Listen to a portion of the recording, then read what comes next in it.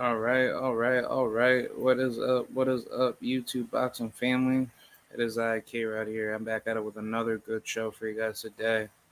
We're gonna be breaking down the post-fight thoughts for Errol Spence versus Terence Crawford, and yeah, it's been a while.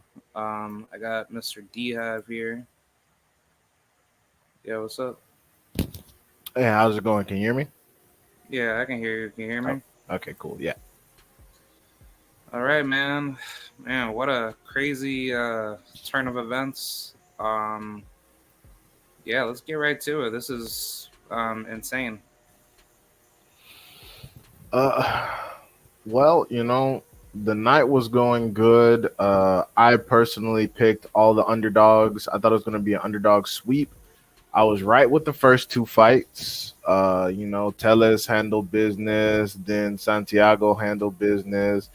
And then we got to Giovanni versus Pitbull, which was fucking weird. I thought Giovanni won that fight because Pitbull has no jab and really can't do a whole lot outside of hold people and hit them, and that's pretty much what he did. Giovanni did take some flush shots, but clearly it wasn't enough to do anything. And yeah, I thought he danced to a decision, but whatever. And that's when shit kind of went south. So my original prediction for this was Spence barely getting a decision. So I had Spence by majority decision, which I thought was fair.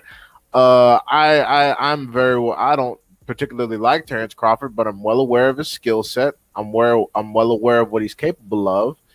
So yeah, I assume that Spence would, just based on his durability and output, his ability to keep his hands up, I assume that he would get in there and get that done. And it didn't quite turn out that way. To be honest, Spence had pretty much no success. It was pretty one sided. And the most horrific thing about the entire fight, not only was it not great because one guy was shitting on the other guy the entire time, so it just wasn't like it wasn't super exciting because it was one sided. I mean, even if Spence had came in there and beat the living shit out of Crawford, I would have the same opinion. It wasn't exciting because one guy was just fucking dominating. This was supposed to be a rubber match back and forth where there's exciting moments, and no, it was all Crawford from the fucking opening bell. It was fucking Man. horrible. Spence didn't step around. He didn't listen to DJ. He didn't keep his hands up on the inside. Terence Crawford clearly had the hand speed advantage, and yeah, no, it was a complete and utter shit show. Them, I don't know what the fuck Errol Spence plans to do. If he wants the rematch, I believe he should get whatever he wants, considering he did all the work to get us this fight. But yeah, no, it was horrific. It was horrific to watch. It was horrific to my DraftKings account. Uh, yeah, no, it wasn't. It truly wasn't a good situation, man. Wow. Damn. And uh, Oh no. Like I'm just like surprised that you told me told you what? that you betted on this fight. Oh, I bet every now and again. I mean, Spence was the underdog. Like Spence was considered one of the livest underdogs in history. Like the odds were so close you could barely make anything on either fighter. So I just slid a couple of dollars on Spence. But yeah, nah, it was bad. And like I said, the worst thing about it is Terence Crawford was holding back. Terence Crawford himself was shocked at how easy it was to get over on Spence, and he was actually holding back during the fight, kind of carrying him because he didn't want to whoop his ass too bad to where he'd have to be hospitalized or in a coma or some shit. But yeah, no, it was pretty fucking awful. Like I didn't predict Terence Crawford stopping Errol Spence, but it coming to fruition didn't surprise me. I even said that before the fight. I said I don't see it happening, but Terence Crawford stopping Spence wouldn't shock me. It's not impossible. They can both stop each other. Uh, you know, but yeah, Terence Crawford came in and he showed just all the advantages, all the superior shot selection, the superior hand speed, and Spence couldn't really get anything off. He couldn't get anything off. He was reaching over his toes. He was holding like Spence was fighting a lot. I hate to say it, but he was fighting a lot like Brandon Figueroa in there, and that shit just looked terrible. And Yeah, at this point, if he wants a rematch, he should be entitled to it. But I don't know what the fuck he plans on getting done in that rematch because this shit here was bad. yeah. Um, my whole take on it is that I thought Errol Spence he reaches limitation for how much sacrifice he had to put for 147. I didn't think that was his best version simply because of the amount of work that he had to go through to get this fight done. And then remind you, after the Ugas win, he was already in training camp trying to quote unquote get ready for Crawford. But the problem with this is that if you can't get the Crawford fight solidified, then why wait over like a year and a half just to get this fight done? And I think honestly, I don't know if you can like agree, but I think what Spence should have done if Crawford was going to keep playing these like business politics games, I think Spence should have stayed active at least by that time frame where Crawford came back in December, and then maybe potentially Crawford and Spence could have been like a better outcome, just simply because Spence, could have kept the skills fresh, and he would have had like a more better focus of the fight. I was also hearing that like as far as what happened in training camp, by word of rumor that Errol Spence also injured his rib in training camp, and he wasn't able to spar for 6 weeks. But I think either way, his deficiencies just kicked in. He didn't look like the same Errol Spence like we once knew, and I know that Errol Spence is way better than that. So I think he just his body just gave up on him. Otherwise, Errol Spence wouldn't have like he wouldn't have fought like that. That's basically my point. I personally don't think. I personally, as far as the rib issue goes, I didn't know that, but it's an accumulation of everything. I personally don't think that additional activity would have helped him. Would he have lasted longer? Maybe, but based on what I saw, I don't think there was anything we could have done. And this is taking into account post accident, pre accident. Errol Spence, maybe it's an Yeah. entirely different outcome. Who the fuck knows? But based on what I saw now, there was no additional activity that needed to be had. But my initial thought was, after Terence Crawford was playing hardball with the business, move on. That was my whole thing. Just don't spin the block. Don't waste additional time, especially if you're complaining about 147. We can't use weight training as an excuse because Errol Spence kept himself there for the fans. Now I appreciate all the sacrifices that Errol Spence Jr. made, but him spinning the block and doing all of that, like, he could have, or at the very least, he could have fought Keith Thurman, and then maybe we could have seen, some things beforehand that he could have tightened up, maybe. But my recommendation was that just do something else. Do something else, because then Crawford would have to stay at 147 if he wanted to be undisputed and compete for the belts against guys like Boots, who I still don't think that he beats. But what's up, PGH? But yeah, no, that was my whole thing. I didn't know about the rib. I didn't know about the sparring. I didn't know about any of that. But the reality of the situation is that Errol Spence Jr., he hasn't quite been himself since Danny Garcia. I mean, yeah, we can visibly, and the reason why I'm saying this is because this is something that Bud fans would joke about. They would say, "Ha, he's a drunk, and he's not in his prime anymore because the accidents took a lot of the edge off. That's why he's afraid of Crawford." I'm like, I don't think he's afraid of Crawford, but some having that massive accident take some of your edge off is reasonable to assume that's the truth. And also, one thing that's important to consider. Errol Spence didn't do any hospital mandated rehab, which is stupid to me. I don't understand why he didn't do that, but whatever. You can do the rehab without taking pain medication. So if he's saying I didn't want to take pain medication, that's not a good excuse because you can do all the rehab just without taking pain medication. But instead, he went right home. What's up, Jay Gibson?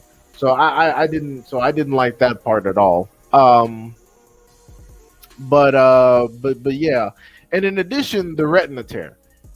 Retina Having a torn retina in a combat sport where hand-eye coordination is kind of critical, that's a career-ending injury. I mean, the Ferrari thing in itself is career-ending, but having the retina tear coming back from that and then beating Ugas, that's just a testament to his skill set, and that's a testament to it's also a testament to Ugas having a shitty game plan.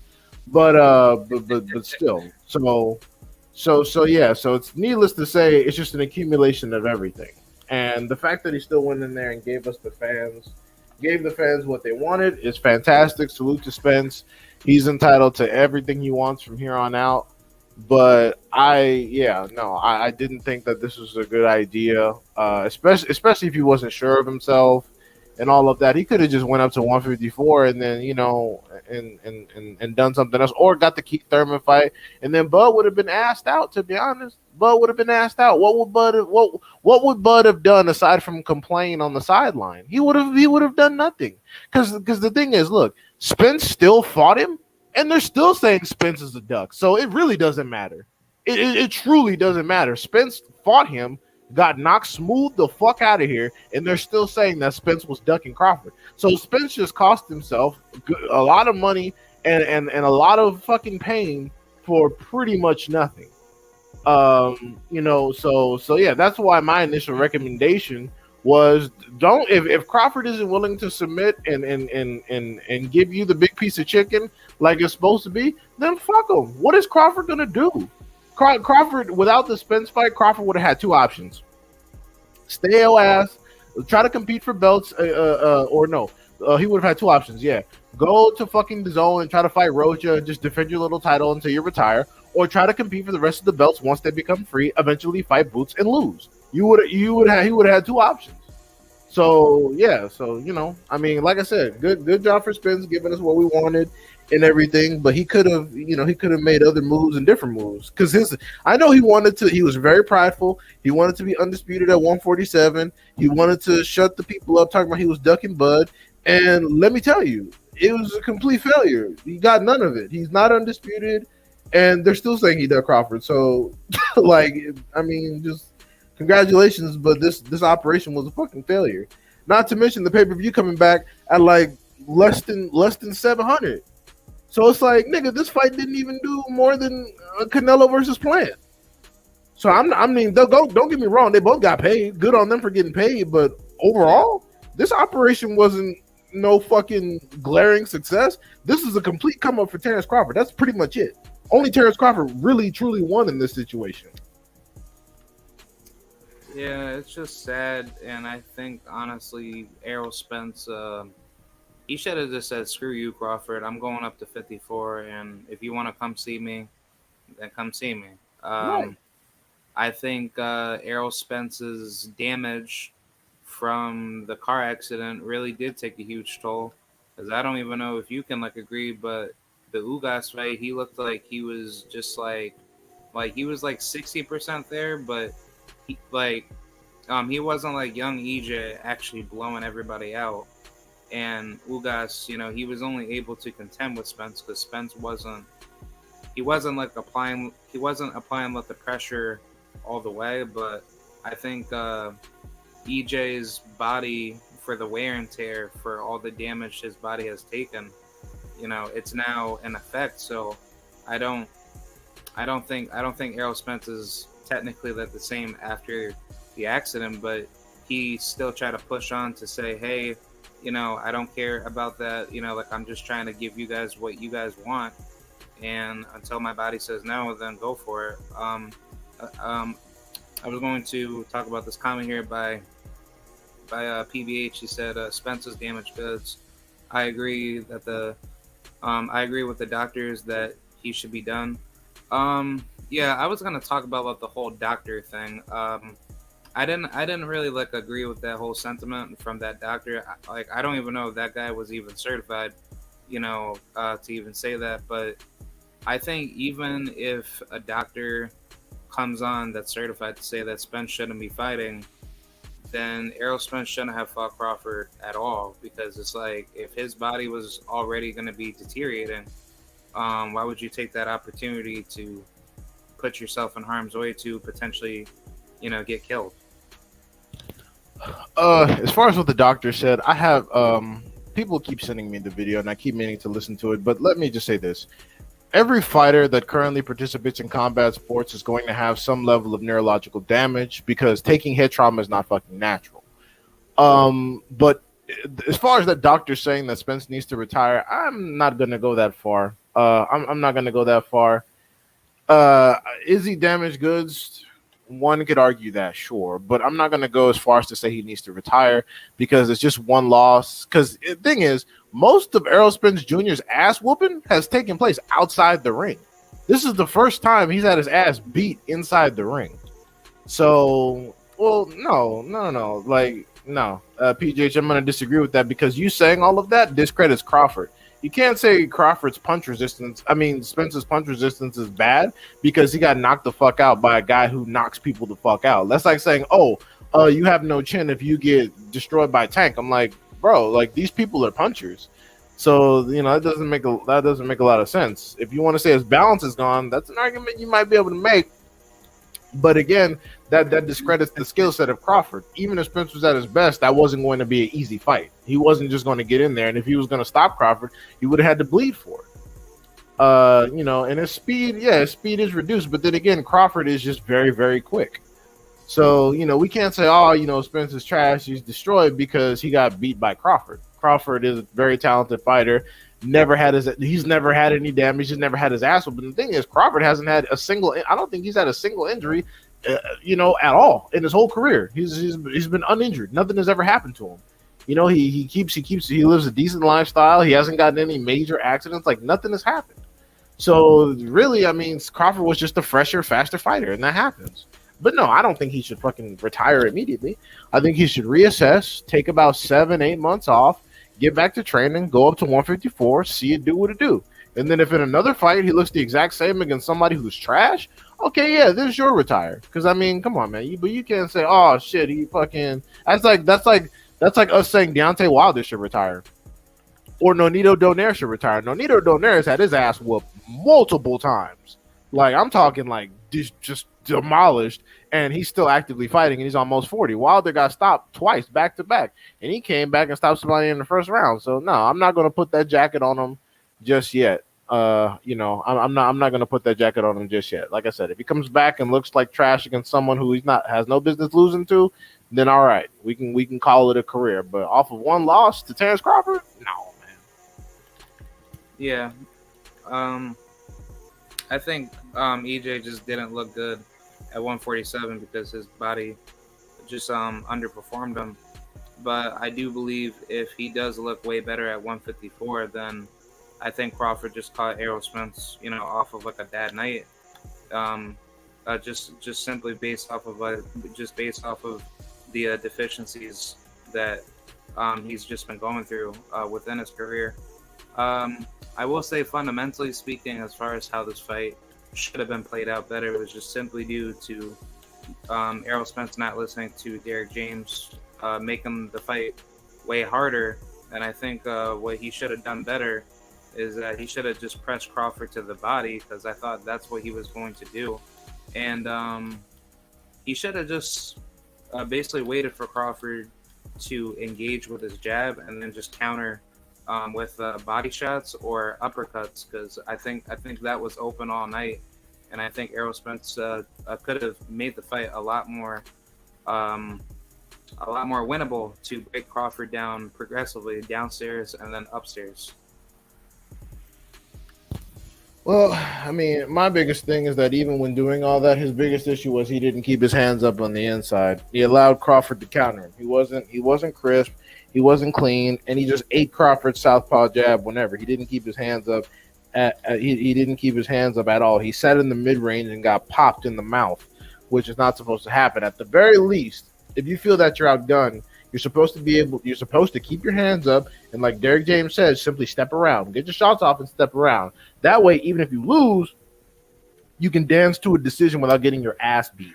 But he just sat there. He just sat there, and just he got beat up. He just sat there with his hands down and got totaled.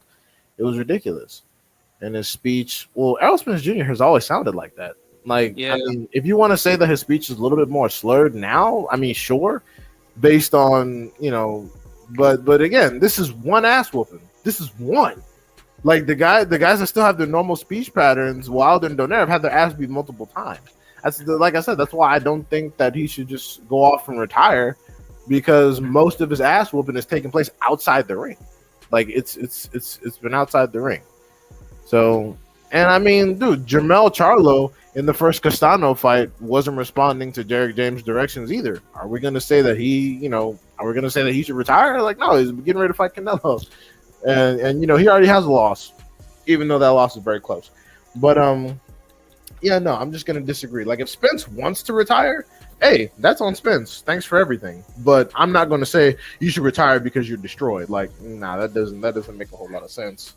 I mean, shit. Look at Abner Mares. Abner Mares, fucking, he had the same injury, and his ass even came back for a fight. So I'm not gonna do all of that to Spence just yet. Like I said, if retirement is something that he wants, by all means. But I'm not gonna say get out of here after one Crawford L.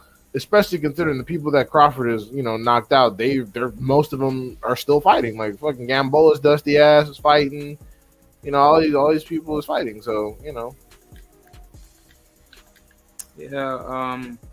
I just think honestly, I would just put the blame on Crawford fans trying to basically slander Spence fans to think that just because Spence loses, he automatically needs to be written off because he was quote unquote holding up this fight. But Crawford fans have been talking so much smack after the victory, but before the victory, they've been dead silent and trying to be as careful as possible based on what they say of how they break down the fight.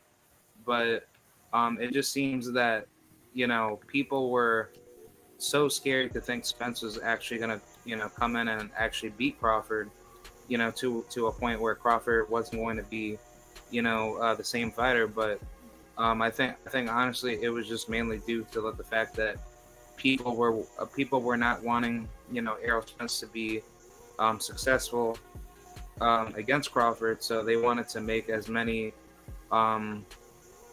narratives to say, oh well, if Crawford beats him and Errol Spence doesn't look like the same fighter, then does that mean Errol Spence's career is basically worthless and blah blah blah? Like, ever since Crawford won, it's like Crawford fans have always been putting the blame on Spence fans to say, well, see, Crawford has always been better. Errol Spence has always been ducking him since day one. But this is clear indication that Crawford has always been pound for pound number one, and Errol Spence has always been trash.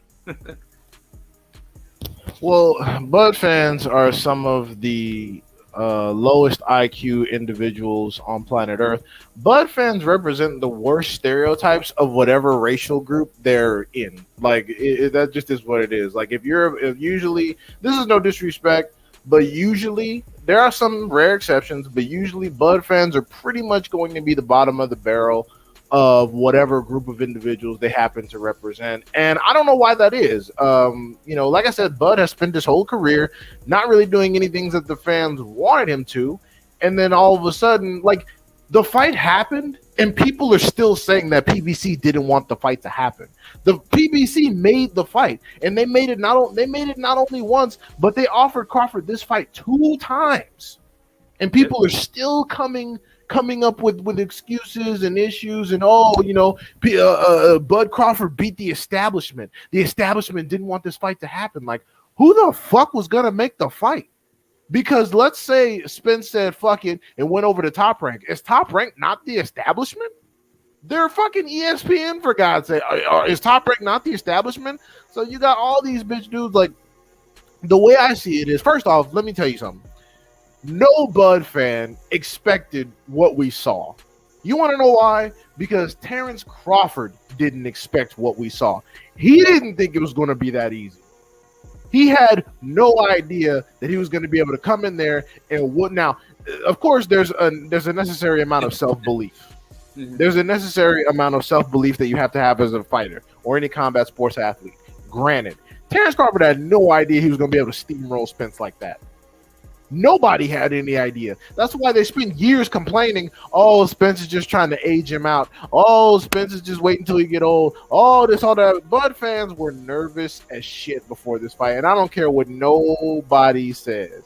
Even like that's why the odds were so close. Nobody knew that this was going to happen. Now, people may have had a stoppage, but people didn't think it was going to be one-sided from fucking beginning to end. Like, people thought that Spence would eventually slide onto a good punch and get knocked out. Okay, yeah, that can happen to anybody. No one expected Terence Crawford to just clear him with ease. Nobody expected that. So I ain't trying to hear that bullshit.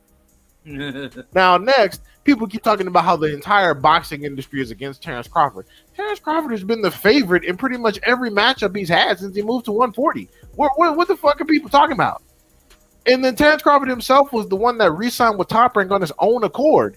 Shit, I mean, we could honestly argue at this point, maybe he didn't want to fight a fresher EJ. I mean, shit. And then all of a sudden, the moment and the thing is too, EJ was complaining, talking about how it's hard to make weight, but he was purposely stalling him. He was stalling himself. And I'm like, look, man, that's on you. Personally, I'm not doing Terence Crawford any favors because without me, Terence Crawford doesn't do shit. I'm already making good money. I'm already doing what I'm doing. I already have a good career. Terence, like he just, I don't know, man. He just got into his head. Like, I understand he wanted to make this fight for the fans and he wanted it for his legacy, but like all the sacrifices you made and you don't even do as good as Canelo and Plant. You got Ryan Garcia making more money than you. Like, come on, bro. That's what the fuck I mean, man. You gotta be smart. You gotta be smart because Terence Crawford wouldn't have been able to do anything. And like I said, he would either have to move up with you or be stuck dealing with dudes like Boots, who I don't believe he beats. And it's funny because when people talk about Boots, people said I was crazy for thinking Boots would beat the shit out of Spence. Clearly, I wasn't crazy because if Boots was in there with Spence, he probably would have done him the same way, if not fucking worse. So, I don't want to hear that. And next, yes, I still believe Boots beats Crawford as well. I've always believed Boots will beat them both since Boots was on those little showbox cards on like Thursday or Friday Night Boxing. That's just what it is. But yeah, no, these dudes are still coming up. Oh, PBC didn't want the fight. They knew this would happen, blah, blah, blah, blah. I'm like, if PBC wanted to protect Spence, it would be now, you idiots. What the fuck I'm protecting Spence and he's in his prime for? If I was going to protect Spence, I would protect him now. And the thing is, too, before he fought Crawford. And the thing is, too, if Al Heyman really didn't want to make the Crawford fight, he could have told Spence to fuck off and get it on his own. He could have said, I'm not putting up any money for it. I'm not having TGB get involved. I don't want Showtime involved. You go ahead and do what you do with somebody else. That's what Bob Arum did with Teofimo and Cambosis. Bob said, I don't give a fuck about this shit. I'm not getting ready to pay you anything. So you person-bit the shit. You do whatever you want to do. And Matchroom took up the fight. So if PBC and Showtime didn't want to make the fight, they could have just simply not put up money for it. You don't invest in something that you don't want. That's idiotic. Yeah. And then after the fight, we all, this is why he was running, and this is why he beat the establishment. Blah, blah, blah. I'm like, okay, so you admit that PBC runs boxing if you're calling them the establishment. Yep. Like it's just fucking Looney Tunes. Like, even the only thing that Bud fans have been right about is the outcome of the fight. And to be honest, it's really just Terence Crawford's victory because they didn't know that he was going to do EJ like that. Nobody fucking knew. None of the experts knew. On paper, this was a goddamn 50-50 fight. And the expectation of a knockout was just Spence doing good and sliding onto a bad punch and then getting up out of here, which can happen. Which can happen at any point in a fight, which is more realistic than what actually happened. I'm not taking anything away from Terence Crawford. I'm not making any excuses. Terence Crawford was, in fact, the better fighter and is pound for pound the best fighter in the world right now. But, it is what it is. And of course, he's already put it out there. I'm not fighting Boots. I'm like, I know you're not because he beat the shit out of you. He beat the shit out of Spence. He said, "Oh no, Bud Crawford don't lose." I'm like, dude, stop. Crawford will knock out Boots. Yeah, I'm like all that bullshit sounds good, but stop. Because the thing about it is, what is he gonna do? People are talking about him versus fucking Tim Tszyu for Charlo. And I'm like, okay, so Charlo's getting ready to fight Canelo at 168. So no matter what condition he comes back in, you want him to fight Bud no matter what. What if Charlo tells him to go fuck himself? Or what if he beats Canelo and doesn't come back down to 54? What is Bud going to do? Because Bud doesn't even need to go up to 140 154 because he's fucking he weighs in under like the 147-pound limit still. So it's like he has no need to move up. He just doesn't want to fight Boots because he's gonna lose. And it's the same reason. It's the same reason why, with all due respect, Spence fans didn't want Spence to fight Boots because Boots would have fucked up undisputed, and they knew that. They knew they that's what they kept saying. Even when we all thought the fight wasn't gonna happen, they kept saying, "Oh no, man, Boots don't deserve it. Boots don't do it." I'm like, bro, look at the people fucking Terence Crawford has fought. Do not sit here and tell me that Boots doesn't deserve it. He's fighting niggas like Ramondo Beltran and Felix Diaz and Jose Benavidez, all these motherfuckers that have accomplished nothing. All these motherfuckers that have accomplished goddamn nothing. Like, it's funny because Terence Crawford has been faithfully defending the WBO belt against random mandatories for the fucking longest, and no one has had an issue.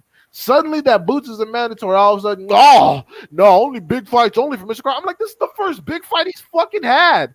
This is the first big fight Terence Crawford has had in his entire fucking career. And now all of a sudden it's like, oh, you know, I hate shit. Only big fights only now. Big fight. Where the fuck was this big fight energy in 2018? The fuck? This is why I cannot stand these dudes. I can't fucking stand these dudes. And then these are people that did dumb shit like pick Ugas to beat Spence and shit. They'll say, oh, fucking, we thought Porter beat Spence. We thought Ugas was going to beat Spence. But then suddenly they're boxing oracles because they called the Bud versus fucking Spence outcome. Like, get the fuck away from me, man. Like, you know what? Like, and I honestly, I can't even, like, I'm going to hate a little bit because I want Boots to shine. But I really can't hate Crawford for not fighting Boots because if you can avoid it, you should. Because he's going to beat you. He's going to beat you. Because he's better than, like, come on, bro. Like I said, people can disagree with me. That's fine. But when I said that Boots would beat the hell out of Spence, people said I was insane. Now that we saw what Bud was able to do, people aren't giving me my credit, but they're looking at that like, oh shit, maybe that wasn't crazy. Boots probably would have beat the shit out of him, right? And he'll do the same to Terence Crawford. Because what is Boots aside from a bigger version of Terence Crawford? What is he? He's bigger. He's faster. He's stronger. Like, come on, bro. I mean, I was just gonna argue back to say this is pretty much like the NBA equivalent of Kyrie Irving going up against Ja Morant, and then Ja Morant fans are basically saying, oh, well, Ja Morant is better than Kyrie Irving, but Kyrie Irving fans will say, oh, well, Kyrie Irving has been more credible than Ja Morant, so it's like he'll never be on Kyrie's skill level. But like in correlation with Jaron Ennis and Crawford, that's basically how it is. Like, Crawford fans know deep down that Jaron Ennis should be lined up to fight him, but they're making too many excuses, and they know mentally that's a fight that Crawford can very well lose, but it's also due to the style and evolution that Jaron Ennis is producing. Because if you're basically preventing a guy that you feel like can beat your guy, and you're still continuing, to prevent that fight from happening, then all you're doing is setting yourself up for failure, because if you can't find any more options, you're basically going to trap yourself in a position where you're going to basically get sacrificed eventually when you pick the wrong guy. And I think that's what Crawford has been trying to do all his career, because if he was like a real champion, he would go after Jaron Ennis. And I think, honestly, when Crawford came to 147, he should have got Jaron Ennis out the way. Because if you think about it, Jaron Ennis, at that time frame, he was like almost close to 20 fights, right? Back in 2018. Like, he would he's like 30. He's like 30-0 right now. Yeah, Jaron Ennis is 31-0, but looking at his box rec at that time frame, he was already past 20 fights, and he was. I remember a video that I saw the other day stating that he was wanting the big fights already. It's just that he wasn't being noticed at that time frame because he was trying so hard to like get those big fights, The right? reality is that Boots is incredibly high risk, and the return on investment isn't fantastic. It's almost like Devin Haney used to be. You're gonna fucking lose, and you're not even gonna get paid. You're not even gonna get paid what you would fighting someone where that's a more winnable fight. That's the reality of it. People think that calling someone high risk, low reward is like an insult. No, that just means you're not gonna get compensated well for the ass beating. You're gonna lose, but you're just not going to be compensated well. Now, am I saying that Terence Crawford has no chance to beat Boots? Of course not. Of course not. I'm not saying that. I just don't believe he's going to. But like I said, and as far as people want to talk about, oh, Boots never done anything, he needs to fight some people, bro. Green Beans fought nobody. Avanesian, like 4 knockout losses and beat nobody. Sean Porter, Sean Porter. Okay, fine, we'll give you that one. Kell Brook thoroughly fucking washed. Amir Khan had been knocked out like 17 times. Jose Benavidez Jr. fought nobody, accomplished nothing, and still sucks to this day. Jeff Horn, people say his one marquee win was a complete robbery. Did he beat Pacquiao? On paper, yeah, sure, but people raised issues. And Dongu fought nobody and then was subsequently knocked out even faster by fucking Regis Prograis. Felix Diaz fought nobody, accomplished nothing. John Molina, like, so come on. Like, and keep in mind, some of these people like John Molina had like fucking like 6 losses before he fought Terence Crawford. So, bro, stop telling me that Boots isn't ready, he doesn't qualify, when the people that Terence Crawford has been fighting have been dog shit. This is his first marquee win, and he handled business like he should. Great, fantastic. But this is his first big fight, and he's about to be 36 years old. So it's like, come on, bro. Stop telling me all of a sudden, oh, Boots doesn't deserve it. Oh, Boots not ready. Oh, Boots need to fight some people. Based off of what? Who the fuck did half these people fight to get anything? And the thing is, too, what makes it even worse is that guys like Amir Khan, guys like Jeff Horn, guys like Felix Diaz, John Molina, fucking Ndongo, all these dudes, like, well, not Ndongo, but like all these dudes, they had enough losses to where there were already pathways to beat them. Like, bro, he went the distance against Raimundo Beltran, who already has 6 losses. What are we talking about? There's no issue. And the thing is, too, Bud fans believe that he stops Boots with ease. And I'm like, so why can't Bud get a tune-up, an easy title defense at 147? If it's so fucking easy, if he stops him so fucking easily, why wouldn't you want your mans to get an easy tune-up right after a quote-unquote hard Spence fight? Why wouldn't you want your mans to get an easy-ass tune-up, some easy-ass money, and knocking out somebody who people say is the next guy? That way you dominate this era and the next era after you're gone. Why wouldn't you want to do that? But nah, bro. Nah, because they're not sure. They're not sure. They were hardly pushing for the Spence fight, to be honest, until they fucking tore his retina and the Ugas shit. Then all of a sudden they figure, okay, now that he's lost enough of his edge, now we need to push hard. But even then, they encouraged him to fight Avanesian because they're only concerned about Crawford as an individual. They don't care about boxing. They're only concerned how much money is he getting. Now he's talking about some goddamn Charlo. I'm like, bro, you think you're gonna muscle Charlo out of some motherfucking money? I'm like, bro, like, and then what's worse is that Bud fans are saying no matter what happens to Charlo, he needs to fight Bud or it's a duck. I'm like, okay, cool. So let's do this. So he goes up to 168, 2 divisions where he's never been. Like, what if he gets the absolute shit kicked out of him? You want him to come all the way back down to 154 and then still face Crawford? Like, are you like, so like what? Because they just want Crawford to they just want Crawford to shine and be 3-time undisputed. Like I said, they're personally in love with Crawford. They don't care about anybody else. They don't really give a shit. And also they have this, there's still that anti-PBC thing going on. So they want even though Crawford fighting with PBC now, Crawford ain't with Top Rank no more, niggas. Crawford ain't with Top Rank, but yeah. So there's still this anti-PBC thing going on, and these dudes just have some weird animosity toward the company and Al Heyman. So they want to see all Al Heyman's fighters. They want to see Al Heyman's fighters lose, even though a decent amount of them have already. I don't know what the fuck the obsession is. The Al Heyman fighters do lose, but yeah. So now they just want Bud to shine. They don't care about the circumstances. They don't care about the fights. They just want Bud to shine and don't want him in no more shit. So that's why they're asking. Oh, as opposed to Boots fight Tim Tszyu. What the fuck has Tim Tszyu done? What the fuck has Tim Tszyu done? And I heard that once at the closing bell of Charlo versus Canelo, whatever happens, Tim Tszyu is going to be crowned the champion. Tim Tszyu is going to be crowned the goddamn champion. So I'm guessing what? So you're going to go so you're going to use the WBO to challenge Tim Tszyu, clip his ass, and then unify with Charlo no matter what happens? Because Tim Tszyu, I had Charlo knocking Tim Tszyu out. So if I had Charlo knocking Tim Tszyu out, I know fucking Crawford probably gonna get it done. Yeah. Because Tim Tszyu not fucking good. I think not good. Yeah, Tim Tszyu not good. So it is what it is, man. It is what it is. We just gotta deal with this.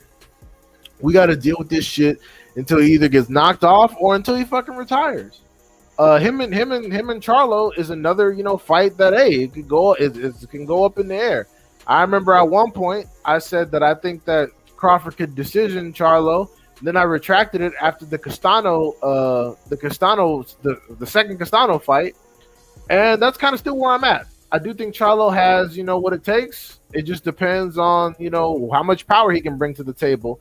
He has the moves, he has the style, but I have to keep reminding people that Jamel Charlo, is really not even a puncher at 154. He has 35 fights and like 19 knockouts. That's not a puncher. That's not a fucking puncher. That's damn near 50%. Like him and shit. Let me look it up just to make sure I'm fucking out my ass. To make sure I'm not making this up. No, because I want to get it right. I want to record accurate information. Yeah. Okay, cool. So I was right. I was dead ass. So Jamel Charlo has 35 wins and 19 knockouts. Knockout ratio of 51.35%. Devin Haney has damn near the same knockout ratio with also 30 fights and 15 knockouts.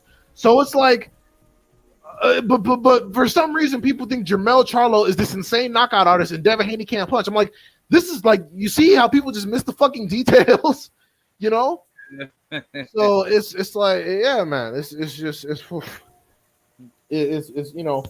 going to be tough. So we just got to deal with this shit until somebody gets this dude or until he retires. That's pretty much it. But hey, happy for Terence Crawford. Everything worked out for him because the other people did business like bozos. But it is what it is. Yeah. Very interesting comment here by PBH Big Dog. He said, "I hate these Bud buddies. They really out here saying he better than Floyd, acting like Bud got Deontay Wilder power." Shaking my head. Oh my god, yeah, the insane fucking Floyd Mayweather comparisons. Now I'm seeing, oh man, fucking shit, Bud would stop Floyd. Like, oh my god, bro. I'm like, dude, fucking y'all compare Terence Crawford to Floyd. Y'all talk about his regimen. Y'all talk about that. I'm like, bro, Floyd is basically like Crawford. He's always in shape. He never drinks. He's always eating the right food. He takes great care of himself. I'm like, Floyd was never in no accidents. Floyd don't even drive his own cars no more. Like, what is you talking about? No, stop. Just cut it out. Cut it out. Y'all always do this. Every time someone does some upper level shit, y'all, he could be Floyd. Bro, stop, man. Just cut the bullshit. Like, people are still saying that Floyd will lose to niggas he didn't already beat. That's crazy. Like nigga, like, stop it. And PGH is not that he's become a better power puncher, is that he's altered his skill set. Most of his knockouts have come from accumulation, except for Rosario. That nigga was just weak to the body. But most of his most of his knockouts have come from placement, skill set, and accumulation. He's not stopping motherfuckers. But I appreciate what you're saying, but that doesn't take away from my point. Like Jamel Charlo is not this fucking knockout monster. All of a sudden, because he's had some knockouts recently. Like, the nigga has had a history of struggling. Yeah, I mean, I do believe power is very important when you need to handle guys that can punch, in a championship fight. But I think it's more to do with technique, and based on Crawford's ability with technique, when he meets guys that knows how to box just as good as him, pressure usually breaks him down, and he's more vulnerable on the inside rather than being not Basically, like Crawford's more comfortable on the outside, but he's less comfortable on the inside, and he's not the type of person to be wanting to trade with somebody that has power. And I think the Kavaliauskas fight showed that because every time when he does get hurt, he always likes to get one back at you, and he shows a lot more undisciplined actions that would usually get him in trouble pretty early. And I think if him and Charlo do see each other in the future, I do think Jermell Charlo could potentially be a bad style matchup for Crawford. I mean, yeah, Jamel Charlo is very crafty. Yeah, Jamel Charlo is very crafty. He's very effective. He throws a lot of punches on the inside. My biggest issue is him being hittable. His defense is slightly worse than Errol Spence Jr. So he's definitely got to be worried about the counters, especially the goddamn right hook. The right hook on Crawford from either stance is a son of a bitch. Like you just got to work on that. But definitely a bad style matchup because Jamel Charlo's big. He, like I say, throws a lot of punches, has a good jab. He could do some damage. And he hasn't gone through what Errol Spence Jr. has gone through. He hasn't been in any crazy accidents. He's been taking good care of himself. So yeah, he hasn't had any like major injuries outside of a fucking hand issue. So yeah, no, it's definitely a good fight, which Jamel could win. So it's just up to Jamel. Are you gonna watch tape? Are you gonna make the necessary adjustments? Are you gonna do what's necessary to win? Or are you gonna fuck around and not listen to instructions? Yeah, I think Jermell Charlo, he's taking his career more seriously, and I wanted to switch subjects with Jermell versus Canelo. I think Jermell's going to show a lot more expansion in his game with the Canelo Alvarez fight coming up, and I think if he does well, Crawford's probably not going to have the same energy to think that Jermell's going to be such a easy walk in the park. With that fight, all the cards are stacked against Jamel Charlo, and this is a Canelo fight. So first, this is Canelo's first fight on the PBC contract. Why would they walk him into an L? You know what I'm saying? Second off, Jamel Charlo has never been up to 168. So his timing might be off, his stamina might be off, his gas tank punch output, all that shit might be off. There's that. Again, Jamel Charlo is hardly a puncher at 154. So if he develops some magical punching power at 168, great, but I don't see that happening, especially because the jump is so quick and he's had no time to acclimate. Canelo is Canelo, so that means that you're going to be down on the cards at least 4 rounds. Canelo could sit there and look at you, not throw any punches, and still win the round. So there's that. So yeah, I mean, Jamel Charlo is either going to have to make this some one-sided bibble shit or knock Canelo out of here, which I don't see either one happening. So it's tough. Am I rooting for Jamel Charlo? Absolutely. Am I entirely optimistic? Not particularly. I mean, he's going to be the underdog. he's going to be the underdog. So, Bibble was the fucking underdog, and that shit was garbage. Like, fucking that shit was 12 rounds of child abuse. Canelo looked like a straight bitch. So, that is what it is. Yeah, but I just don't see Canelo being that much like prominent compared to Charlo, and like people always be bringing up like, oh, Canelo's bigger than Charlo, but I don't see that. Like Charlo is like a really tall guy, and I was gonna say like when I saw David Morrell out in Miami for my birthday, he looks just as big as Charlo. It's just insane. Like basically compare David Morrell's physique to Charlo's physique. They both look like heavyweights, like shrunken down to their actual weight classes.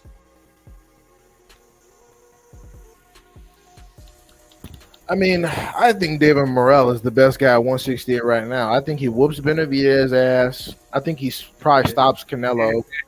I think he'll whoop both Charlos. So, that is what that is. And that's not even because of size. That's just due to skill and power application.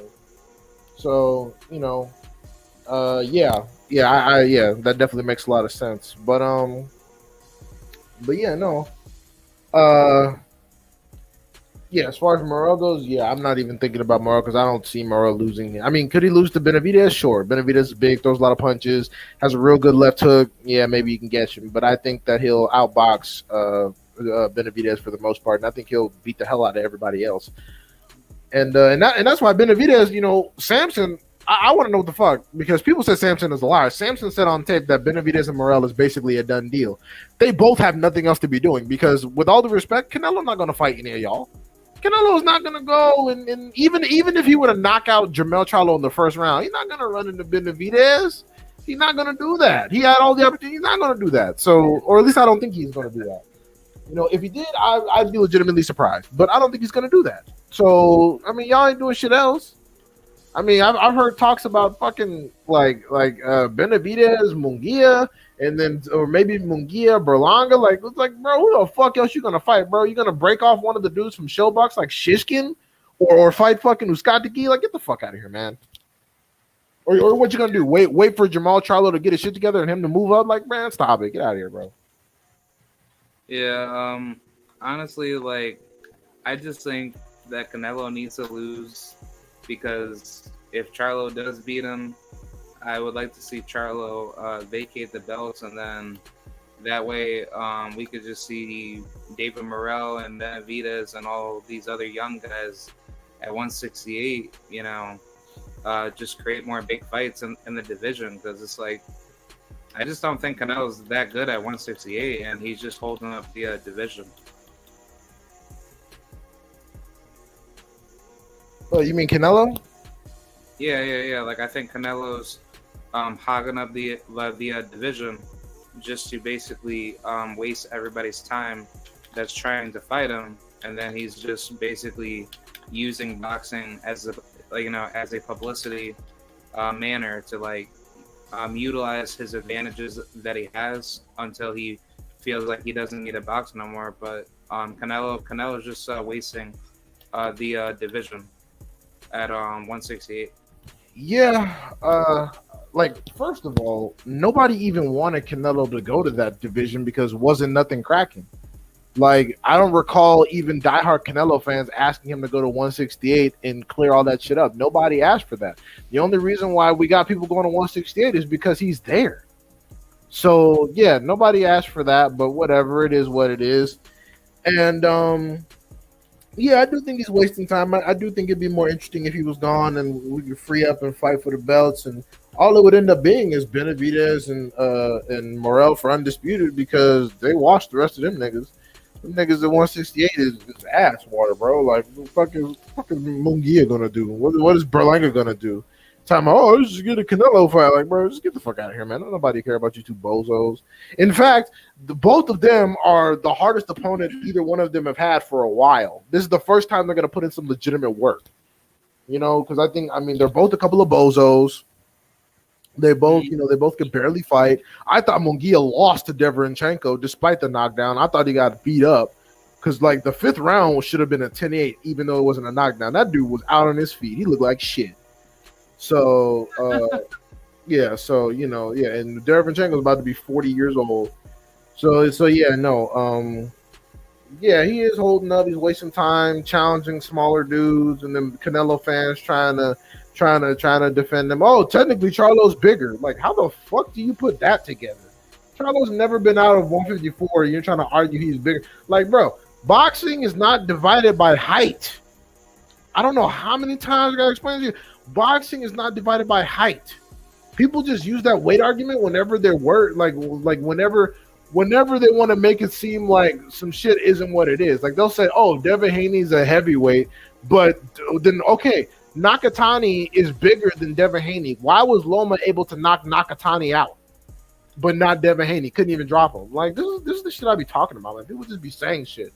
They don't want they want Canelo to get this dub without criticism, and it's like, I'm sorry, but it's not going to happen. I understand that the bigger Charlo's having fucking mental health issues, so he didn't take the fight that was offered to him. I understand all that. But this is a person who not only is 2 weight classes lower, but has literally been criticized for never going above 154. So if you're trying to say that Jermell Charlo is somehow naturally bigger than Canelo, even though Canelo's talking about fighting at cruiserweight at some point, then that would have to mean that Canelo is unnaturally larger than Jermell Charlo, which everyone knows what I'm saying when I'm saying unnatural. That Yep. motherfucker, yeah, that motherfucker is still actively on that shit, and I don't really care what anybody says. That's another reason why this is an uphill battle for Jermell Charlo. It's another reason because we all know what we all know what he do. We all know what he does. So Yeah. yeah.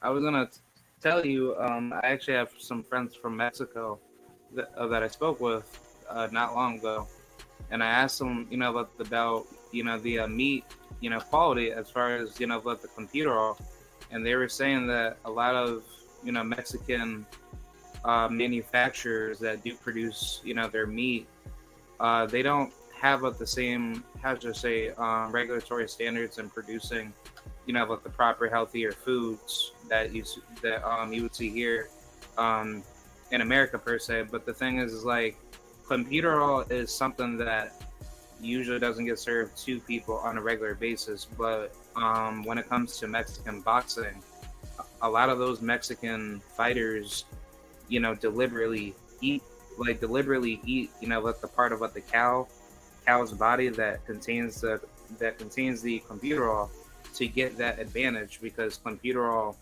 gives you that advantage to quote unquote, you know, um, like quote unquote help you lose weight, and then you could do like all the crazy body modifications and all that, cheating nonsense. But there's like a reason why Canelo, hasn't been talking about his clenbuterol usage, because he knows that the more he speaks out on it, the more exposure that comes, behind him, because he knows that he's a criminal.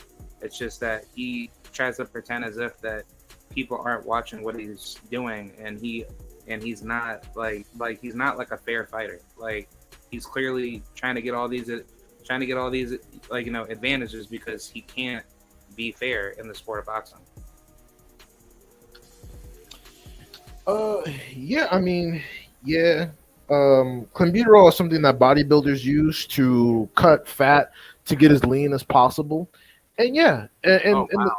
yeah, it's yeah something that bodybuilders commonly use to get it shredded. Like when I'm talking bodybuilders, I mean like Mr. Olympia type guys to get as much fat off of their body as possible, and also something that power lifters use to maintain a lot of their strength, but lower their weight to increase their Wilks coefficient. The Wilks coefficient is the weight to lift ratio in powerlifting that determines how strong you actually are pound for pound. Because powerlifting, that's something that I participate in. It's all about pound for pound status. So if you have a 500, it's very simple. So if you have a 200 pound, if you have a 230 pound guy that benches 500 and a 180 pound guy that also benches 500, pound for pound, the 180 pound guy is stronger. So it would behoove you to get as lean as possible, to get as light as possible, while maximizing the amount of weight you can lift, because that's how you win in powerlifting. So it's the same principles. And yeah, a bunch of those dudes down there intentionally do that to suck down to those tiny ass weight classes, and they're not the only fucking ones. Like if you move 5 or more weight classes, that only shows that you are fighting far away from your natural weight. If you can go from fucking like if you can go like, and I'm not even talking about the amateurs because I know a lot of people as kids and they haven't gone through puberty, whatever. I'm talking about in the pros. Like after you're 23, 24, 25, and you like stop fucking growing and you start to get to your regular weight status. If you're going like 5, 6, 7, 8 weight classes, that means at some point you were probably sucking down as a professional. Like, and I'm talking as a professional only, not counting the amateurs. So if you start pro and you go from 135 to cruiserweight, yeah, it's safe to say you were probably weight bullying some people early on. Yeah. It's safe to say because adult males don't get that kind of ridiculous growth spurt. Like even people, even I was talking to somebody and they're a Bud fan. They admitted that Bud was sucking down to 140 and 135. They admitted that he was draining himself, and I'm like, yeah, because he's yeah, he looked drained. He looked tiny. Like, come on.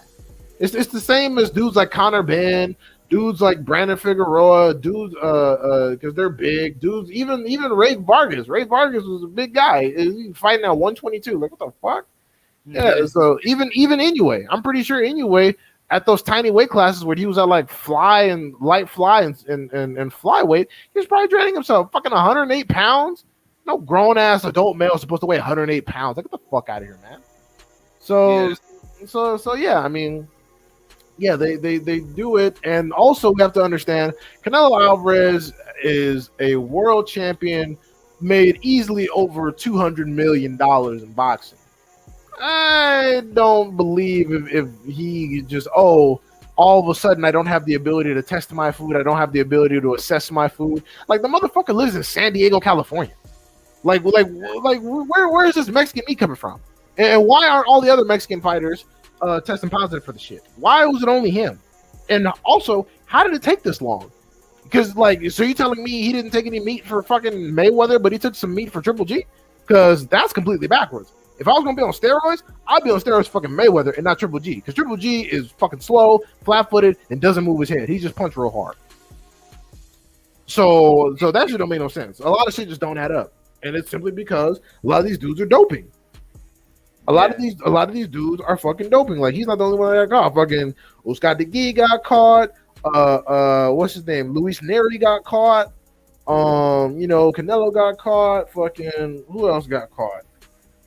A lot of these fucking bitch dudes got caught. Julio Cesar Martinez. Right, JCM got caught, and then conveniently they were all up and through the Reynoso camp. What is this? All Canelo, JCM, Luis Neri were all in the Reynoso camp when they started getting popped.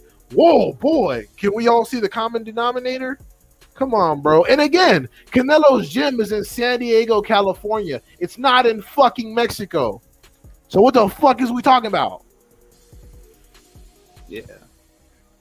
Yeah, it's just I don't. The address isn't listed, but I can go down there right now and find that motherfucker. I just gotta drive around long enough. Yeah, because I just find it insane that every time when I hear a lot of these boxing trainers like Robert Garcia, Joel Diaz, and all these or like I think that's his name. Joel Diaz and all these other West Coast California boxing trainers. They just sound really scummy and they just seem to be like pathological liars because like I get it. You have to market your talent, but you marketing your talent to be dirty and to cut corners in the sport does not make you look good at all. And your talent just gets that or your roster stable that you train gives them falsified belief to think that they're going to be great, but once it's time to be tested, it's like they're really not that good. And that's why that I was never really high on Canelo because I knew Canelo Alvarez was not going through the right channels to be fair in the sport.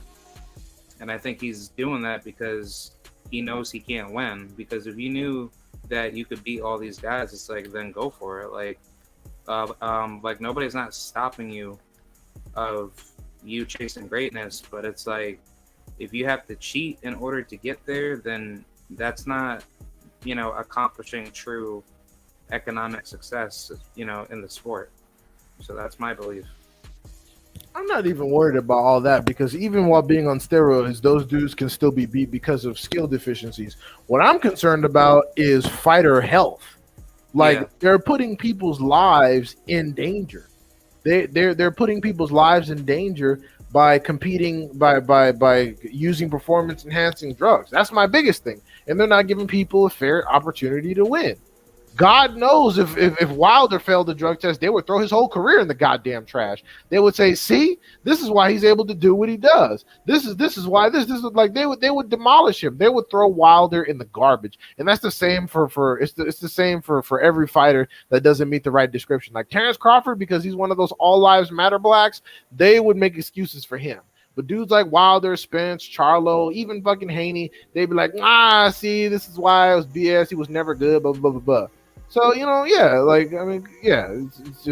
just irritating. And what's worse is that we've seen this guy lose. We've seen this, like, every time Canelo takes the L, he has to readjust his opponent's strategy. He's like, all right, no more of these big motherfuckers. I need to go down and, get some people that are either my size or a little smaller. And, and lo and behold, you're coming up on Charlo here. Now, Charlo does have a good opportunity to win if he fights a flawless fight, but Charlo is not a flawless type fighter. He's not. If he does something crazy like knock Canelo the fuck out of here, great. But it's definitely an uphill battle. And also people have brought it to my attention.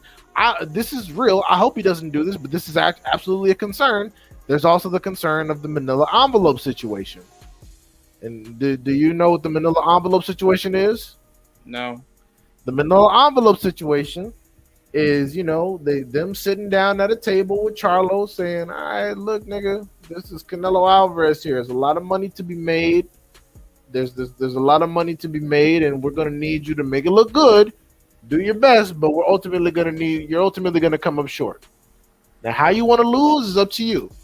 But don't do anything crazy like stop him or anything. Don't do no shit. Just go in there, fight your fight, and you're gonna dance to an L. And if you get knocked out, then I'm sorry. And then they go ahead and they slide a little Manila envelope over with more money that you were getting on top of whatever purse and percentage you have signed in the contract. So the people have brought that to my attention. Now, I hope Jermell Charlo, because I think Jermell Charlo is a psychopath. That's one of the reasons why I love him so much. I hope that even if that situation was got to him, I hope he violates the deal and does whatever he can and gets work done. Yeah. But the Manila envelope is it can be tempting. So I hope he doesn't lay down. But that could be what it is. Because I strongly believe that Caleb Plant got the Manila envelope. I strongly believe that because this thing. Look at the Caleb Plant we got versus Benavidez and compare that with Canelo. He was barely throwing at Canelo. He barely did anything. With Benavidez, he was in there fighting for his life. He was in there throwing every punch, going crazy. I'm like, how the hell do you put in more work and take more risk against Benavidez than you do Canelo? That doesn't make any fucking sense. Yeah, I'm like, Benavidez is bigger. He's the bigger puncher. He throws more punches. Like that. Like I was just so confused. I was like, man, this is bullshit. This is bullshit. So that's one thing I'm concerned about.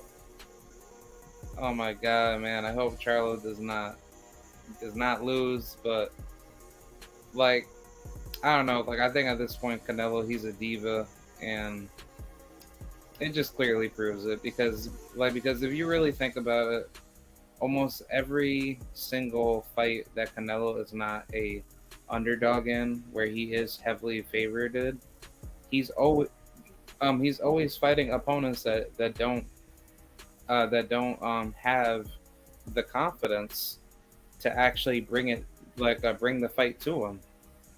And I think Canelo has shown that he's basically either doing something behind closed doors with these opponents to make it seem like he's just wiping out competition easily, and on top of that, it's similar to Julio Cesar Chavez Sr., but it's just a lesser version of it. Because if you look at Julio Cesar Chavez Sr.'s resume, most of his opponents that he's fought are not that good, and Canelo's doing the same thing. But whenever he's in that big fight every now and then, it's like he's giving it effort, but there's a reason why he's fighting these guys based on the styles. And I think if Canelo's resume was actually like leveled up tougher with all the fights that he should have been fought in his prime, I think Canelo would have shown a lot more deficiencies to lose easier, because stylistically he knows that he can't contend with guys that are pure superior boxer punchers or pure boxers that have good high ring IQ.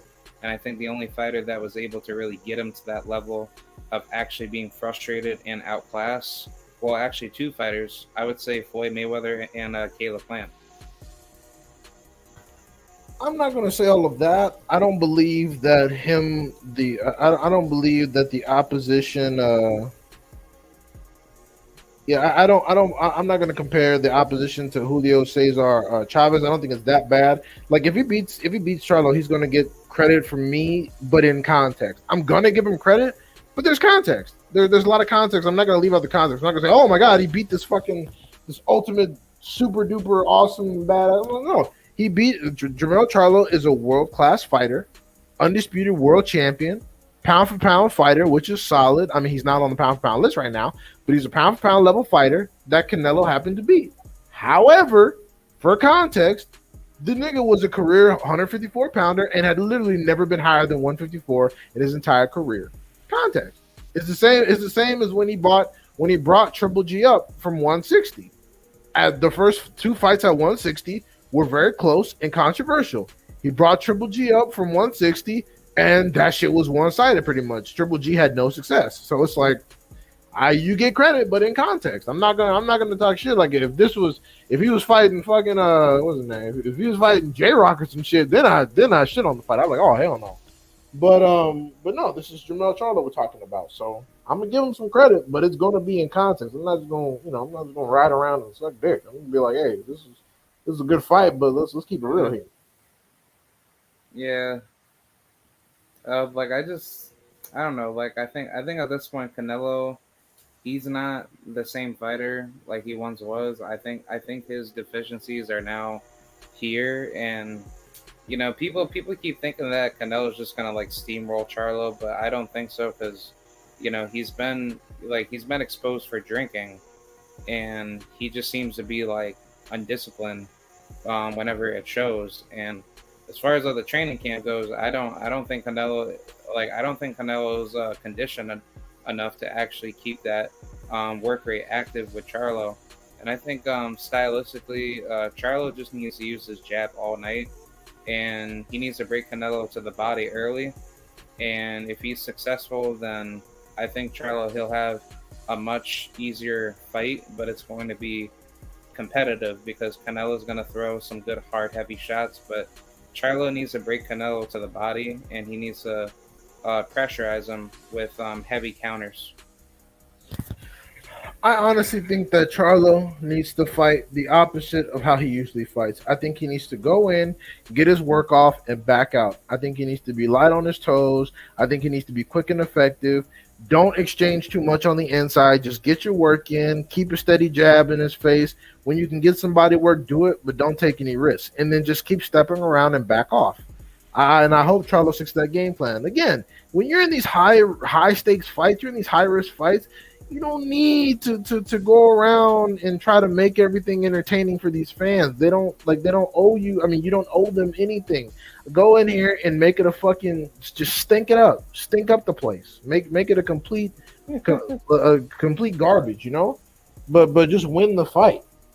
So that's what I recommend. I recommend as little inside fighting as possible because all Canelo is waiting on is a left hook and a liver tap. That's all he's waiting on. He's just waiting to get that in. So yeah, don't hang in the pocket unnecessarily, especially considering it's very clear Canelo's the bigger puncher. Like even at 154, he was a bigger puncher. So it's like come on, like don't sit here and give him all these opportunities. Come on now. Yeah, I just think Charlo is a better technical boxer puncher compared to Canelo, but Canelo is he's a better finisher on the inside where he gets you frustrated, but when you put him in the position of him being frustrated himself, and that's what makes up the fight competitive on his end because he's always thinking about that one big shot to break you. But compared to Charlo's not thinking about that. He's thinking about boxing. And then if he needs to go in there and start messing you up on the inside, he can do it. I think it's just more to do with like be smart.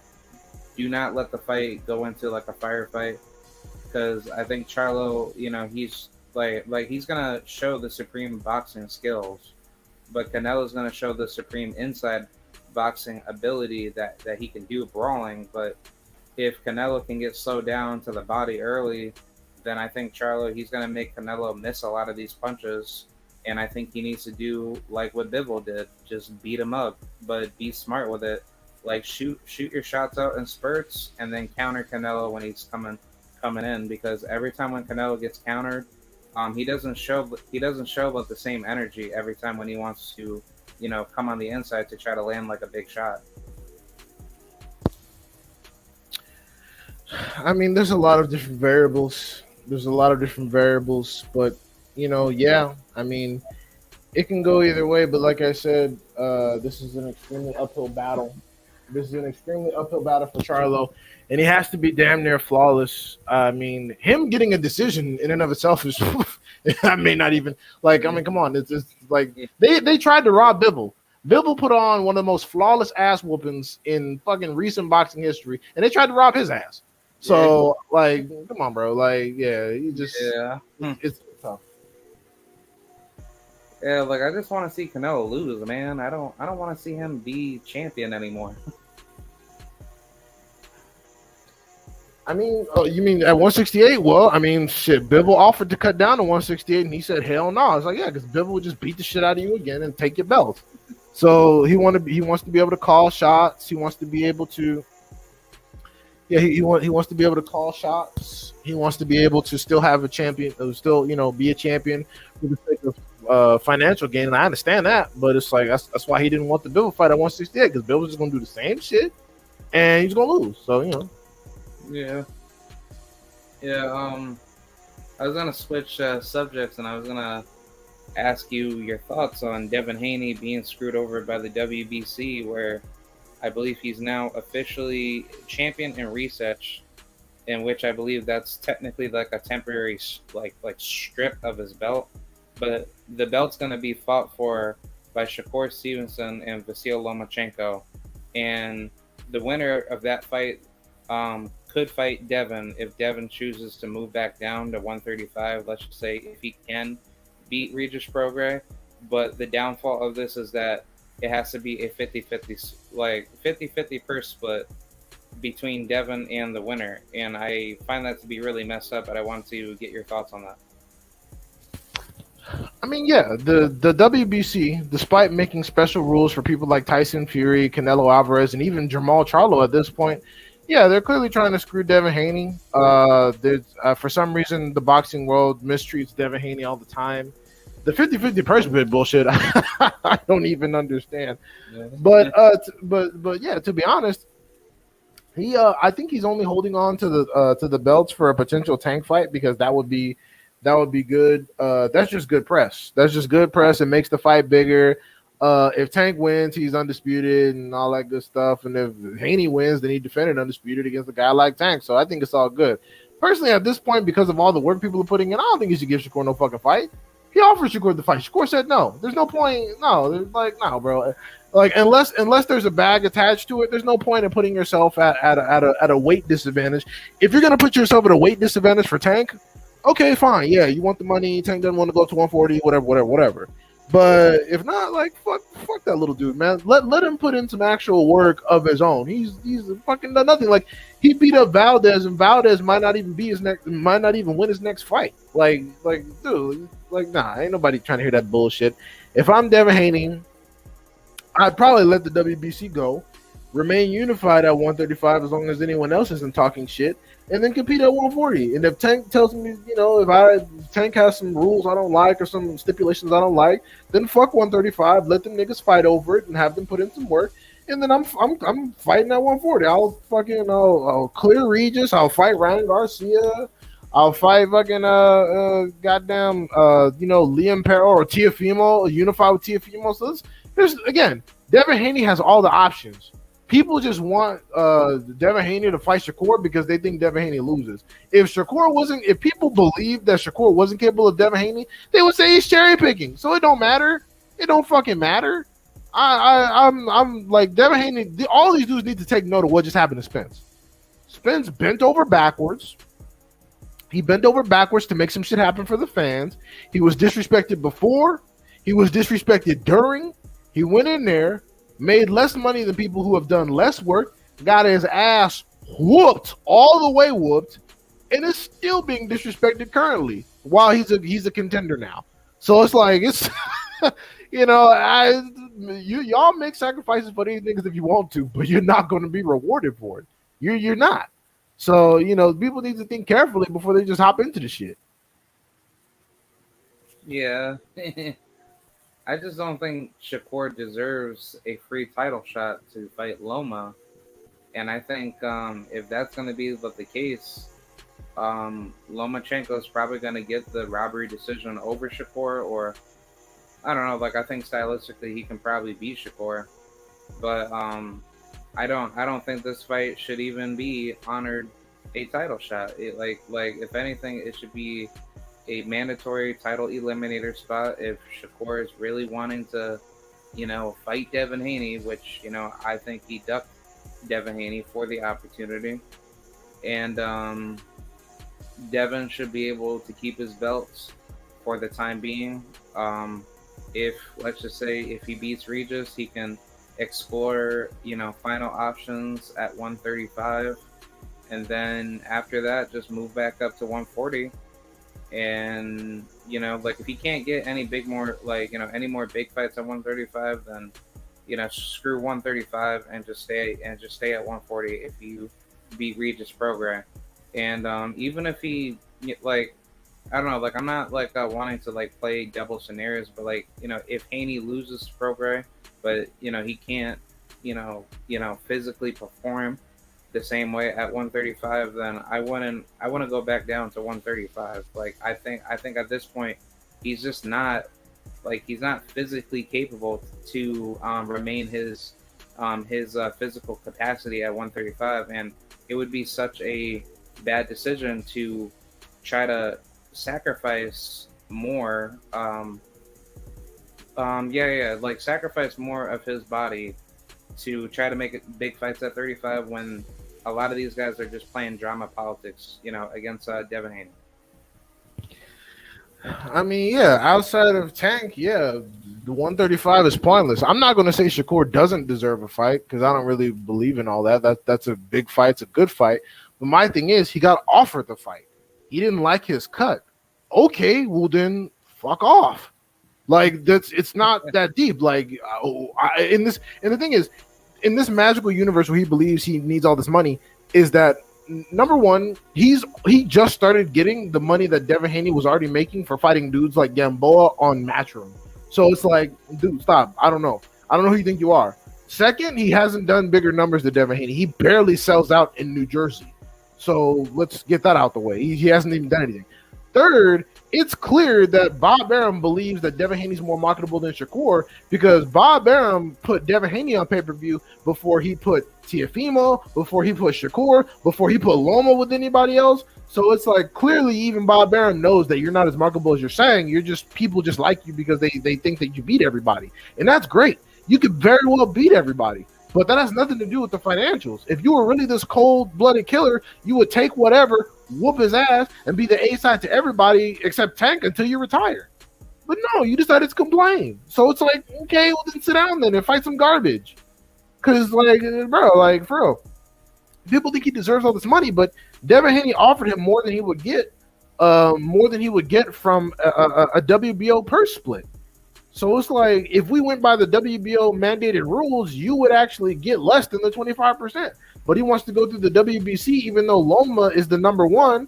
He wants to go through that route to get some more money. And then he's trying to fight Loma now. Loma already said no. So it's like, bro, you doing this shit to yourself. You should have just And the thing is, too, people not only say he whoops Devin Haney's ass, but they say he does it easily.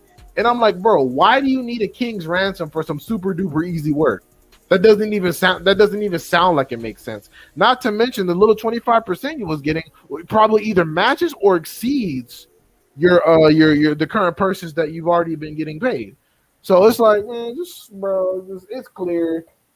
It's clear that he's seen what Bud has done, and he probably plans on following in those same footsteps where he's like, shit. Bud didn't fight anybody until he was 35. So I don't need to fucking do anything until for a long time. So I'm gonna just demand as much money as I want, say everybody else is ducking, fight garbage, and look good until it's finally time for me to put in some work around here. And that's pretty much it. You know, like honestly, even if Lomachenko was fresher, I'm not even sure he'd be fighting Loma. If Loma was fresher, Loma's had his ass whooped 3 times. He's about to be 36, 37 years old. How the fuck old he is. So it's like, yeah, you know, after the shit, it's like if Devin Haney could do him, I could beat him even worse. It's like, well, yeah, but you know, where you like you just even his move to 135 was super sus and spontaneous. So ain't nobody gives a shit, bro. Like Twitter is not representative of all boxing fans, dog. People are not like are not like fucking with you like that. You hardly sell. And then Bob Arum asked, I said if you're concerned about money, you should be trying to fight Tank. Bob Arum came out and said that fight's not profitable. The fuck? Like, what are you saying? Tank is easily the most profitable guy, the second most profitable dude in boxing next to Canelo Alvarez. What the hell are you talking about? And he's in Shakur's division. That fight doesn't do numbers. So it's like, yeah, Shakur not serious, bro. Because if money was the issue and you beat everybody, you would be after Tank's ass. But no, he's not after Tank. So because I don't think he beats Tank. And I'm not sure if he thinks he beats Tank for real. And I'm not sure if Aaron thinks he beats Tank. So, it is what it is, man. He's supposed to be some ultimate badass, and then a nigga don't want to fight nobody. Ain't that something? Yeah. And then people are extrapolating, oh, well, shit, Terence Crawford beat Spence, so Shakur gonna beat everybody. No. That's not how boxing fucking works. That's not. Shakur, first of all, Crawford, outside of his raw skill set, one of Crawford's attributes is being able to apply power. Shakur was scared of Nakatila. Raymond Murataya, an unheralded contender, smoked Nakatila in the second round. Shakur Stevens is not Crawford, people. I don't know how many times I gotta tell y'all, but he did not have any power at 126. He fucking had no power at 130, and he got one knockout because he has one fight at 135. So it's like, y'all just gotta relax, bro. He's not cracking on what Terence Crawford cracking on. He's not. He has fought worse competition than Errol Spence Jr. compared to weight class, and he ain't done nobody like that. Shit, Oscar Valdez got hurt worse in fights that he actually won. Shakur barely even scratched him.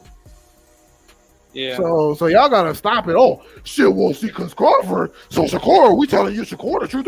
Like, bro, Shakur could very well be the truth, but like, y'all gotta calm down. He not Crawford, bro. He not cracking like that. Yeah. I definitely agree. I don't think Shakur is gonna scale. But I was gonna ask a final question. To wrap things up, did you hear about the whole thing about Clarissa Shields wanted to fight Keith Thurman, and also she did say that she doesn't feel like she's not the GOAT anymore.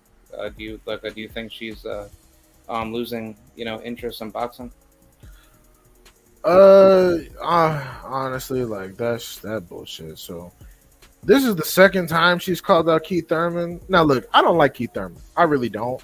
But he's not sweet. He's not soft. I don't know where people get this shit. Like, oh, Keith Thurman's soft, he's sweet. Like, bro, Keith Thurman is probably not going to be easy work for anybody except like Crawford and Boots. So he's not sweet. And he's a man. Like, Clarissa probably couldn't even beat up dudes like Stanionis. You want to talk about Keith Thurman? Keith Thurman has knocked out 20 plus adult niggas. People with 20 men with 20 plus knockouts couldn't stop Keith Thurman, but you with 2 knockouts in women's boxing is gonna do something. And then she said, "Oh, I never said I could knock him out. I said I could outbox him." Like, okay, that sounds good, but if Keith, let's say Keith Thurman is losing rounds. Let's say that. Let's pretend in a universe where this bullshit happens and Keith Thurman is losing some rounds. All you gotta do is load up and take you out. Like, what are you gonna do? Like, I don't know. She's being super weird. Also, recently her engagement ended. She was gonna marry the dude she was with, and her engagement got broke off. So there's a lot of emotions and other shit. She hasn't been able to sort out. Like, she's in the process of shopping for a new man, because God knows women with money don't be hanging around all those athletic ass men and not be shopping. So she's shopping for a new man, of course, trying to see what she can get, trying to upscale, because her last man, nobody knew who the fuck he was. He was just some goddamn skinny ass personal trainer. So, she around all them niggas, all those professional fighters, all that money. She's trying to upscale. She's trying to advertise and trying to market herself. I think she's doing a piss poor job of doing that. But this is annoying. I don't know why she keeps calling out Keith Thurman, because Keith Thurman, that wouldn't go the way she thinks it's gonna go, and Keith Thurman gets no points. If Keith Thurman responds to this, he looks stupid. If Keith Thurman turns it down, he looks scared. If Keith Thurman accepts it, he looks like an asshole. If Keith Thurman beats the hell out of her, he gets no points. If Keith Thurman loses, it's even worse. So it's like, no, just ignore her ass. Don't give her no energy. And keep in mind, she got fights she can make. She could challenge them hoes from the lower weight classes like fucking Mayer and Serrano and all them. She could challenge them hoes. I know the one chick at 154 already ducked her. I know that one chick ducked her already, but she can. Chantel Cameron. No, not Chantel. This the other bitch. What the fuck is her Oh, name? Jessica McCaskill. No. I mean, she might have ducked too. I don't know. But there was another chick that blatantly ducked her. They were talking about setting it up, and that chick like they backed out the deal. I forgot. Possibly Natasha Jonas, right? Yes, it was Jonas. Yeah. Yeah. So Jonas ducked on camera. That's embarrassing. But I had like Jonas wouldn't have did shit. She would have got her ass beat. But you could fight Caroline Dubois. You could fight her. She's at 154. You can bring her up one. You can fight. She's at lightweight. Wait, Caroline Dubois at lightweight? Yeah. She's a lightweight. Yep. Oh wow, okay, I didn't know that. My bad. Okay, well, never mind. Scratch that one off. But you got Marshall, the winner of Marshall versus Shadaza Green, because I know Marshall bet not duck. Shadaza Green is the mandatory for Marshall. You can fight the winner of that. I mean, to be honest, you can fight Marshall again, make her come down at 160 when she lose, and do a rematch on that. Or you can fight Shadaza Green for undisputed at 168 once she clears Marshall, because Shadaza Green gonna beat the hell out of Marshall. I think in fact Yeah. Shadaza Green might knock her out. Yeah. So yeah, so there's plenty of fights you can make. I don't know if she's like bored or trying to prove a point, but this is just as stupid as when Ronda Rousey was talking about doing some rounds with Floyd. I'm like, oh my god, like you can't even handle the women. Like what the fuck makes you think you're gonna do something to Floyd when it comes to like the punch game? Like just get out of here.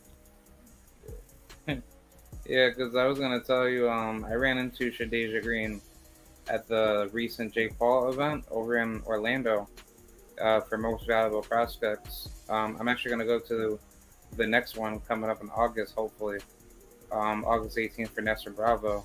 But yeah, like I ran into Shadasia. She's really built like an actual guy. Like I think she's basically like a Glenn Johnson type build fighter, but she's just like super duper like buffed out. She like to me, like in my opinion, like I think Shadasia Green is like one of the best potential talents to definitely become like another face for women's boxing. And if she could pull it off against Savannah Marshall, which I think is heavily possible, Shadasia Green, she could definitely give Clarissa some problems. And I think that's a really good fight that I would definitely like to see, because I think Shadasia is a very gifted fighter with a lot of talent. Sorry, 1 second.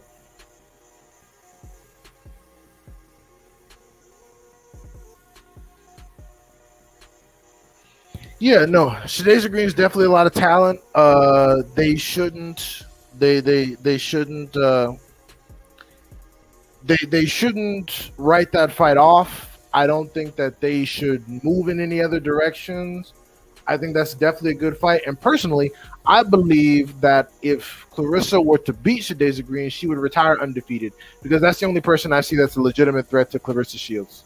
So, she's very big. She hits very hard. She reminds me of Ann Wolf, to be honest.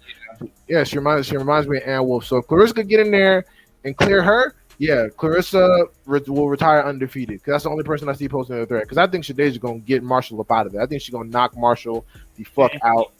And I think it's going to be bad, because Marshall's defense is trash. Marshall only relies on being overbearing, punching hard, matching punches, matching opponents' power and overpowering them in the pocket. But I think that Shadasia's defense is a little bit more crisp, and I think she's cracking, if not as hard, slightly harder. So yeah, I think she's gonna clear Marshall out, and then yeah, you could do that, or you could fucking fight DAZN again. There's always that. You can fight the robotic bitch that DAZN fought, because that shit look crazy. That bitch was look like an android. Not Marshall, but the one before that. Aline Cedar-Roos. Right, yeah. That bitch, I don't know, that bitch is made of adamantium and shit. That bitch is crazy. But But yeah, so there's a lot of work to be done. I don't know why. And what's funny is that Clarissa Shields came out complaining about men competing in women's sports. So it's like, because she came out against trans women athletes. So it's like, what are you doing? What are you doing? Like, stop. I understand that. I mean, she acts like she's hard and and she's been through a lot, but she's still just a woman. I know that your engagement getting broke off is probably it's that's not a good thing. That's a terrible thing to happen, and we're sorry. And you're having to process that, and also compounded with the fact that you believe that you're not getting the recognition you deserve, which is also true, and you believe that you're not getting the money that you deserve as a female women's champion, which is also true on some levels. But we gotta stop this silliness. Even if it is for charity, that's stupid. There are other things you could do. You're not beating the men. You're not. Okay? I understand you sparring with the Darrell brothers and they let you get some work in. Great. Cool. No, you're not beating Keith Thurman. No. It's just a bad idea. Because again, too, like, look, let's say I'm Keith. I agree to this stupid shit. And it's like it's an 8-rounder. Let's say I'm down 5 rounds to 3. Do you think I'm gonna just like, oh, I'm gonna let Clarissa get a moral victory and I'm been a competitive boxer, former unified world champion? No. In the 7th round, I'm gonna time my shots, I'm gonna load up, and I'm gonna knock her out of here. You're not about to beat me at no boxing.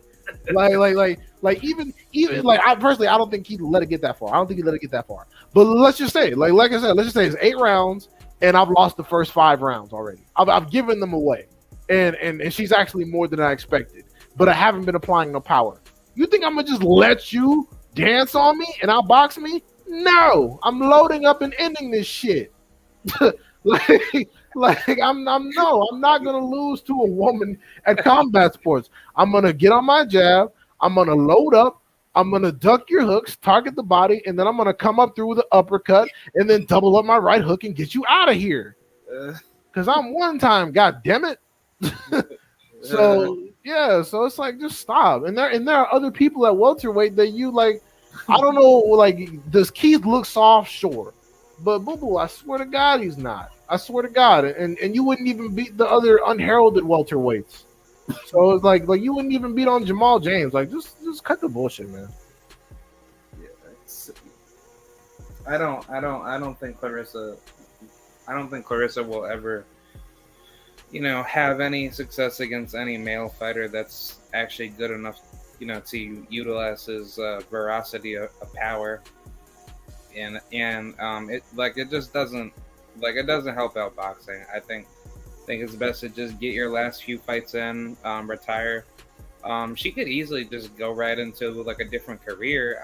I don't see why she can't be like getting into movies or focusing on helping out her community, doing something that can help her generate more money, because I think she has a lot of great entrepreneurial goals that she can accomplish.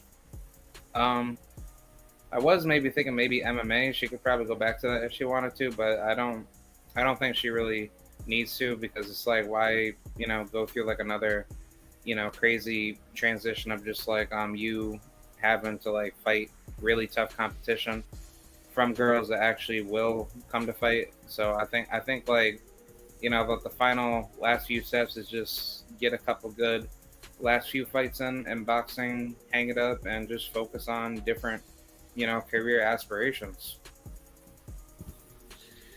Yeah, there's a bunch of there's a bunch of different avenues she could do. She could get into management. That would be nice if she wants to build up. I mean, how you got Jake Paul leading the charge on female boxing management, getting female fighters paid and not the women.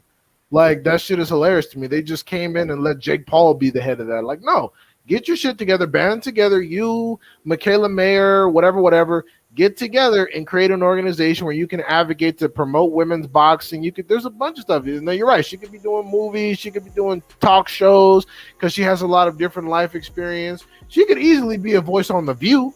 She could easily get on The View because the rest of them hoes don't know what they're talking about. So she could have a slot on The View. But yeah, there's plenty of shit she could be doing that doesn't involve trying to challenge Keith Thurman to some goofy ass to some goofy ass fight. Like nobody wants to see it. Keith is an idiot for even giving that energy because this is not the first time she's done it. This is like the second or third time for some reason she calling out Keith Thurman. So yeah, no, it don't make no sense. She needs to go and focus on the last little few fights she can make. Like you could do Shadeja Green, you could do Marshall too, and make some serious money. And then focus on yourself. Do some self care. Get your head right. Do whatever it is you do. But yeah, no, this is some silly shit, and it needs to just be over with because it's a waste of everyone's time, including hers. Because ain't nobody gonna pay for this shit. Yeah. If I'm the promoter, I'm not putting up any money for this shit. I'm like, Key, you want to go off reservation and do this stupid shit? You better find somebody else. I'm not paying for this. Yeah, it's I don't think it makes sense. And she's just too like she's just gonna run herself into like a bad rabbit hole. So I think she needs to get out of boxing and just find other stuff to do. You can easily become like a good entrepreneur at other careers, and it's like I don't know what she's complaining like about. Like she has a good amount of money, but it's like if you're able to woke, you should start doing woke things to like help build the sport. Like I mean, Jake Paul is doing more work than you because it seems like you're not willing to help out with the ladies, but just make like a drama out of it. And that's what I just didn't like out of her like initially when she started doing all that. Like I mean, yeah, it's good to be like the villain in boxing to say that I'm better than everybody and nobody can't mess with me, but actually like innovate with the sport, like come up with good ideas to like help expand it. Because if you don't do that, then you're just basically like doing nothing. That's not going to help anything out at all. Like I think she can do better, and I know she can because she has like the voice to influence it. So why not be that change? She could easily shake up women's boxing massively, and I think she should really start doing that because I think in the coming future, if women's boxing does decline and it's like out of existence, it's like all these like all these females that we're seeing now are not really going to be doing much influence after they're gone. Yeah, honestly, she's making the same mistake Floyd made. Floyd could be the biggest boxing promoter on planet Earth, but he's too self-absorbed. He's absorbed with himself. He's absorbed with himself and his own career and making money and blah, blah, blah, which is fine. You can do all that, but you're foregoing other opportunities. Clarissa Shields obviously isn't a Floyd level person because she's a woman, and people don't like women's boxing as much as men's boxing. And even women don't watch women's boxing as much as men's boxing, so that's not directly our fault. If you want to say it's sexism or the fact that you don't have 3-minute rounds or smaller gloves or whatever the fuck, then okay, those are arguments you can make. But the reality of it is that not enough women watch women's sports because they're just less entertaining than men's sports. And that just is what it is. I'm sorry, I didn't do it. You got to take it up with God. But that's just how the cookie happened to crumble. And you're right. I don't think she should get out of boxing because she's in her prime and she hasn't really taken that much damage. She should continue fighting, make the fights that she can make, fight as often as she wants to or not. I think she should probably leave the MMA bullshit alone because it's more work and less money. So that's pretty much stupid. I don't think she should do that shit. But yeah, she needs to get into management, get into promotion, or go on TV, do the movies. Like, bro, Bud was in a movie. He was in Creed 3 or which one is this? The third one or the fourth one? Creed 3. Yeah, Bud was in Creed 3. That fucking Mitt Queen lady was in Creed. So if the Mitt Queen could jiggle her ass into a movie, I know Clarissa can talk her way into one. So, because the Mid Queen lady, she really doesn't do anything but sit there and jiggle on the pass. She just jiggle. That's all she does. She just has dudes run these super fast combos and just jiggle a little bit. And she got herself into a movie. So if she can do it, then I know Clarissa can talk her way into one because she knows boxing, a lot of professional experience. Shit, Clarissa can make a female boxer movie. Yeah, that's what I was about to say. Yeah, she can make one. She just need to get on it and stop bullshitting. She worried about Thurman. She talking shit. She's not sure who her next opponent is. She's not making any fights currently.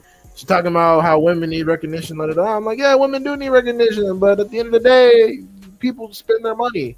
And money is getting harder to come by, so people are more selective what they buy. Motherfuckers barely even paying for men's boxing. I mean, shit, you seen, like I said, like we said earlier, Terence Crawford and Errol Spence fucking fight of our generation. That shit didn't even outsell Tank's bullshit, and Tank versus Ryan Garcia was a bullshit fight. It was all about which round Ryan Garcia was going to get knocked out in. It was literally like Ryan Garcia is fucking horrible. But go promote women's boxing and do other things, and and stop worrying about fucking Keith Thurman and all this other weird shit. Yeah, that's yeah, those are some very strong words. I think she definitely needs to do it because it would definitely encourage like a lot more influence and big changes for the sport. But yeah, I think that's pretty much it with what I have to say. I think as far as like what the future is gonna go, boxing is on fire. There's a lot of big fights that are definitely gonna come up in the future, and I'm hoping 2024 is gonna be a pretty good year. 2023 definitely came out pretty well. I would say it's a good 9 out of 10 right now. But yeah, like I think that's about it.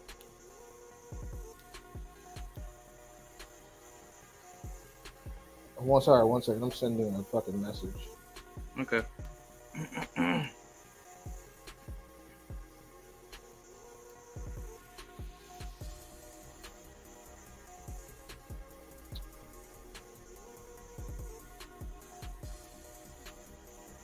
Yeah. But yeah, no. Sorry, hold on. No, it's all good. Then.